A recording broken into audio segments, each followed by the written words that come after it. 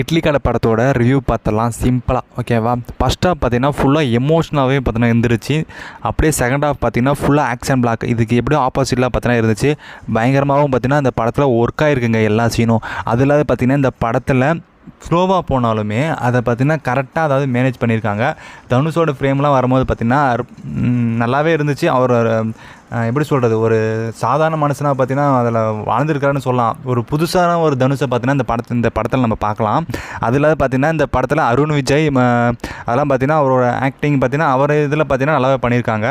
அதுக்கப்புறம் பார்த்திங்கன்னா நித்யா மோகன் அவங்களும் பார்த்திங்கன்னா ஓரளவுக்கு நல்லாவே பண்ணியிருக்காங்க. படம் ஆல்மோஸ்ட் பார்த்திங்கன்னா ஒரு என்டர்டெயின்மெண்ட் மூவியாக பார்த்திங்கன்னா ஒரு புது தனுஷை பார்த்திங்கன்னா இந்த படத்தில் நீங்கள் எல்லாருமே பார்க்கலாம். மேக்கிங் சீனு, அதுக்கப்புறம் பார்த்திங்கன்னா இன்டர்வலு, கிளைமேக்ஸ்லாம் பார்த்திங்கன்னா அற்புதமாக இருந்துச்சு. அதெல்லாம் பார்த்திங்கன்னா இதில் தனுஷுக்கு பார்த்திங்கன்னா